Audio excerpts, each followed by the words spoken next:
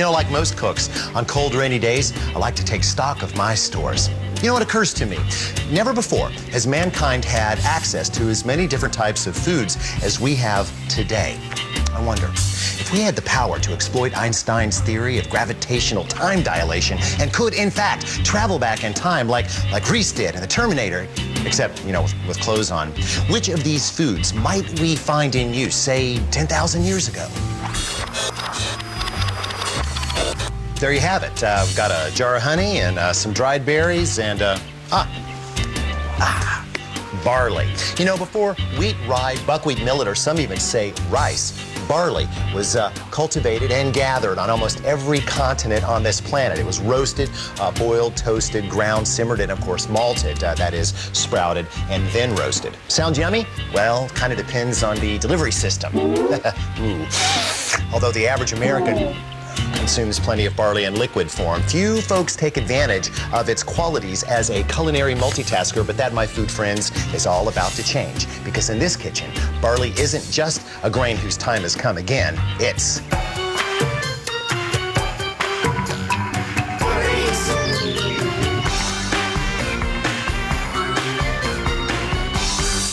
America, meet Hordeum vulgari, barley.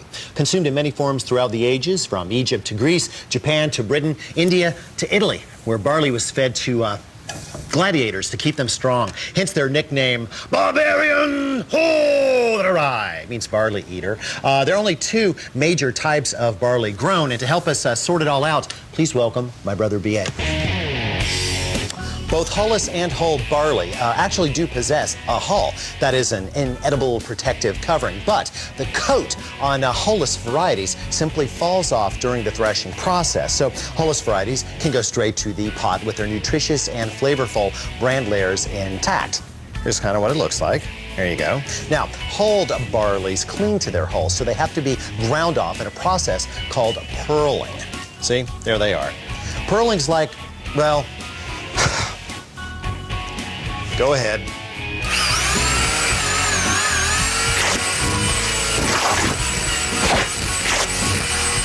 If the pearling is done correctly, much of the bran coat will remain, and you'll have whole-hulled, dehulled, or Scotch barley, which, being easy to find, is the barley that we will be using today. Look, here's some now. I'm sad to say that pearling is often performed several more times, the end result being, go ahead.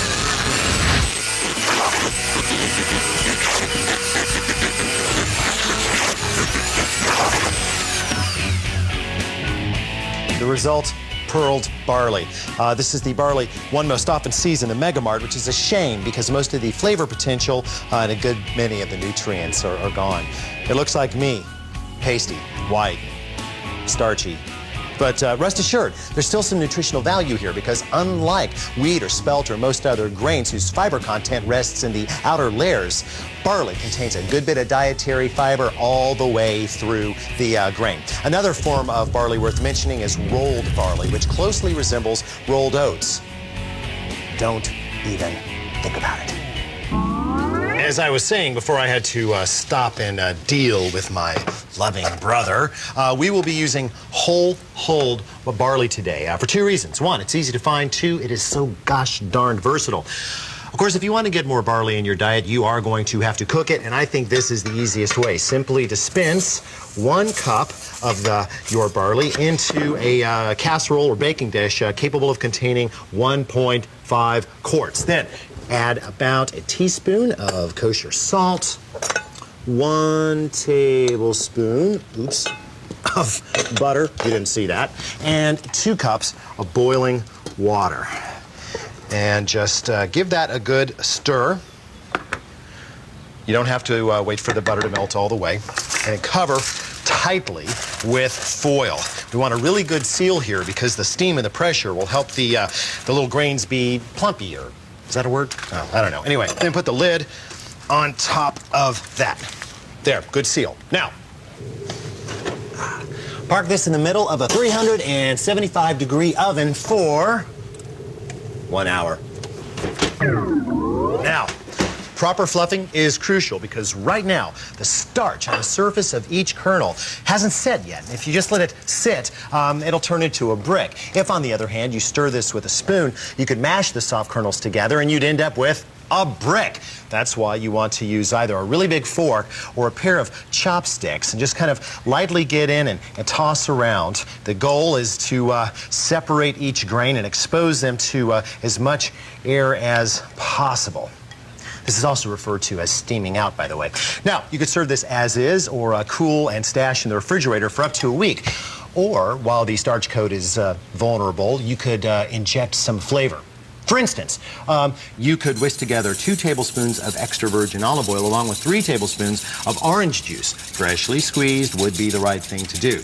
Then toss in 3.5 to 4 cups of cooked and cooled barley. That's just one batch that we've baked up there. 1 small head of fennel, cut very thin into juliennes. Tossed in a 1/4 cup of toasted pine nuts would follow, then a 1/2 cup of grated Parmesan cheese and 1/2 cup of cooked and crumbled bacon along with 2 tablespoons of chopped fresh parsley.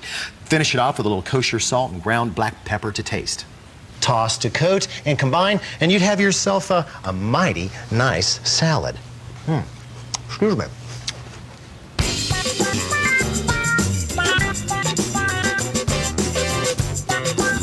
If you really want to take full culinary advantage of barley, and I know that you do, you will need some coarse cracked kernels or barley grits and some barley flour. Now, you could procure either of these from the internet or from a well-stocked health food store, but hey, who's got the time? Besides, all you need is a mill.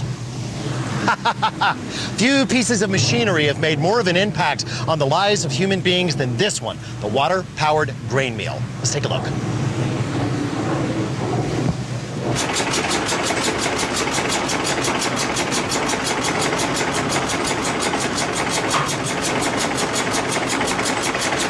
There's no school like old school. This baby will grind just about anything. Today, it's yellow corn, but it could be grinding barley just as easily. Now, the real heart of this device is actually right down in here. It's a set of big spinning, well, come here.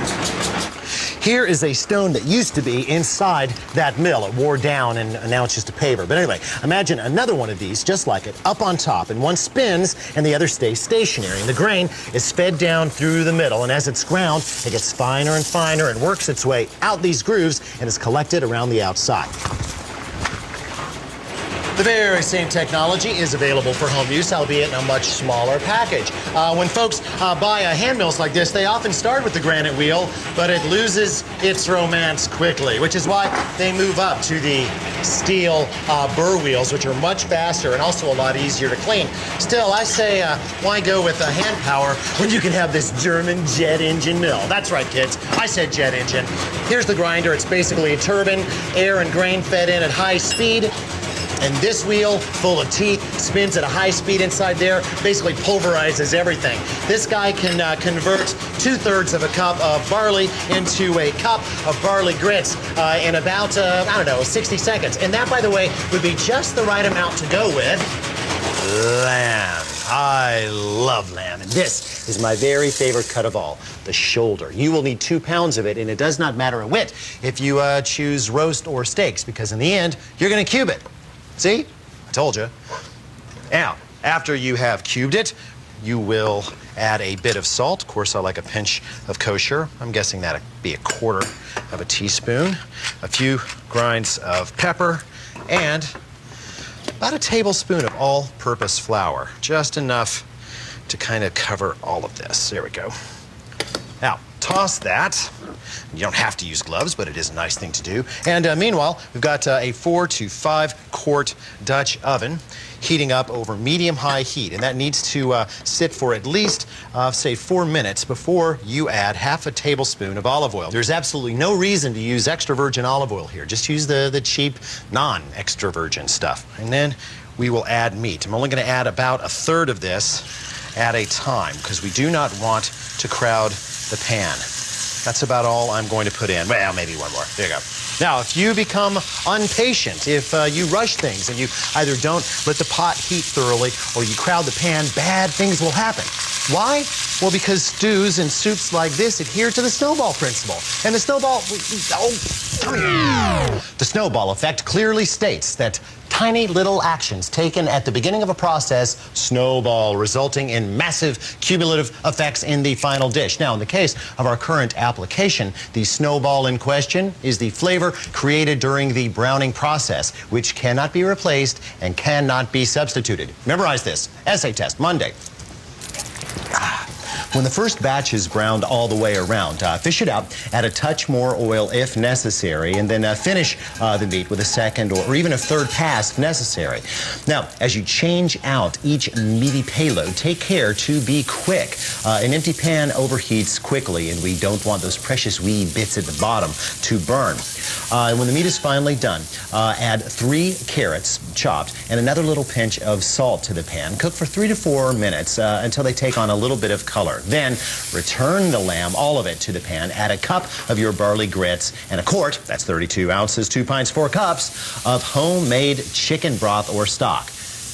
Okay, so store-bought would be okay too. The rest is straightforward stewing. Bring to a boil, cover, and then drop the heat to a simmer and cook for 35 to 45 minutes or until the barley has drunk up all the liquid and the lamb falls apart from exhaustion. Sprinkle on a little freshly chopped oregano, and you have yourself a heroic meal of Herculean proportions in less time than it would take to cook barley by itself. How is this possible? I don't know, but I'm grateful.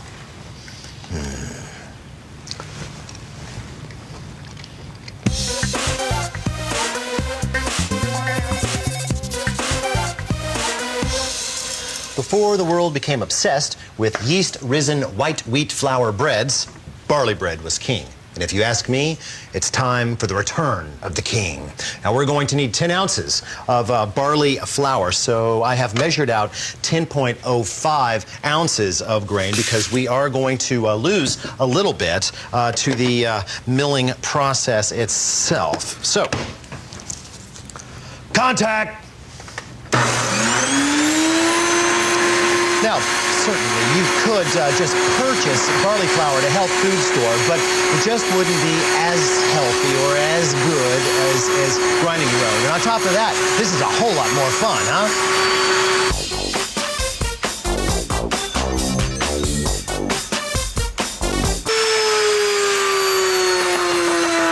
There we go. Let the engine wind down. There, now. You will notice, if milling your own, that the volume will definitely have increased. The general rule, in fact, is that 1 cup of grain, 1 cup of will become 1.5 cups of flour. So that will go into a nice big bowl, and we face the rest of our software. Now, over on the dry team side, we have 2.5 tablespoons, that's about 1 ounce of baking powder, and a teaspoon of kosher salt. We will put that to the whisk to evenly distribute the baking powder so that the leavening is equal. Now, we move to the liquid goods. I like to start with the viscous stuff, so we'll go with 2 large Gallicus domesticus eggs, that is chicken eggs, and 2 tablespoons of honey. Any type will do. And whisk those together, kind of start an emulsion, which of course will be created when the fat phase of the eggs and the water phase of the egg white comes together. That'll make the batter a little bit easier to work with. Now we're going to drizzle in a 1/4 cup of canola or vegetable oil. There we go. Until you really don't see any more of the oil. And then a cup of milk. Again, the slower you can bring that in, the faster the batter will come together. There we go. Now, the question is, how do we bring these 2 kids together? Well, I'll give you a hint. Our bread is a quick bread and is therefore brought together via the muffin method. What does that mean? Yes, the wet stuff goes onto the dry stuff. There we go. We'll trade our whisk for a spoon. Now, if we were bringing together a quick bread batter based on wheat flour, I would say stir this as little as possible. Why? gluten. You know, those meshy strands of protein that make chewy breads like baguettes possible. These proteins are really only available in wheat flour, and they are formed when we agitate the flour in the presence of water. Now, barley contains very few of these proteins, so go ahead and stir all you want. However, since I wish to save my strength, I will limit my stirring to 13.72 revolutions. Now, barley bread was originally designed as a hearth bread, meaning that it was meant to be cooked either in front of or over glowing coals. Basically, when people started using Dutch ovens like this, they needed some kind of support mechanism, so they started installing jacks and cranes like this so they could control the temperature. So we're just going to lube up this pan a little, got just a little oil in there, and basically just scoop in the batter. And don't worry about it being kind of lumpy, as long as you get most of it in there. There. And then we'll just swing that over the deepest part of the fire, thusly. And if you want to, you can put a cover on, although it won't brown quite as nicely. It will cook faster. There. Now just leave that in place for about... How many of you at home actually have fireplace cranes? Raise your hands. 1, 2, 3. Okay, let's retire to the out of doors, shall we? A gas grill set to low will do just fine, as long as it has had 10 to 15 minutes to get good and hot. Now, the Dutch oven will remain uncovered, but we will close the grill for 35 to 40 minutes, or until the internal temperature of the bread hits 190 degrees Fahrenheit. Could you achieve this in, say, a 350-degree oven for, 25 to 30 minutes? Yeah, sort of, but the bread won't be as good because modern ovens cycle on and off, grills don't, and this bread is best served by constant heat from below. I'll be back.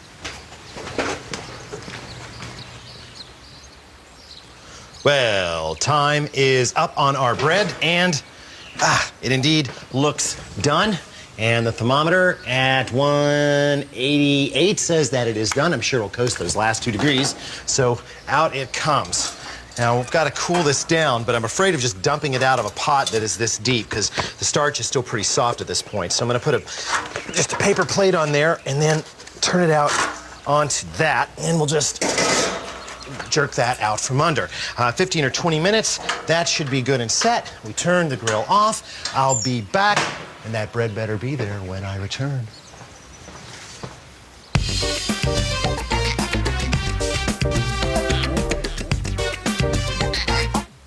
Mr. Anderson. Hi, Dr. Brown. I've gone over your test results, and I just want you to know that we're going to do everything in our power to help you. Really, we are. And the first thing I want you to do is to start a very strict regimen of barley water intake. Here's the way we want this to go. It's a simple procedure, and you won't feel a thing. No, it's to take internally, Mr. Anderson, internally. What I want you to do is to take 1 cup of hulled barley. I want you to place it in 2 quarts of water. I want you to turn that up to high heat and bring it to a boil. Then lower the heat and let it simmer for 1/2 hour. Now, in the meantime, Mr. Anderson, take these 2 lemons and zest them with this vegetable peeler. Remember, the real flavor is in the outer part of the lemon, so don't dig down and get any of that nasty pith. That's probably what got you here in the first place. Then I want you, of course, to juice both of those into this pitcher. And we're also going to go ahead and add 1/4 cup of honey to this pitcher. There we go. Now, you'll keep an eye on that, and I'll be back to check on you in about ½ an hour. Well, Mr. Anderson, you've made some excellent progress. That's good. Now, the barley has given up its goodness by now to the water, so if you'll hold that strainer, there, we will just strain this off. Now, believe you me, when you get a little of this elixir into you, you're going to start to feel better very, very quickly.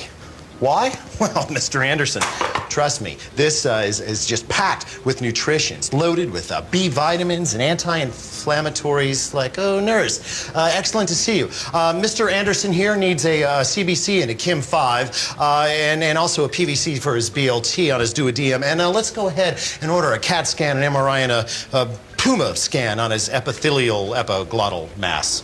Stat! Sorry. Believe me, besides the obvious nutrition, this stuff, barley water we call it, acts as a diuretic. It aids digestion. Some folks even say it can cure a runny nose. And of course, it's just so refreshing. That's why the English guzzle this stuff all summer long. And you can just leave the zest in the pitcher, believe me. The stuff will only get better with age. There you go. Well, Mr. Anderson, I hope that you feel better soon. Drink more barley water! Hey.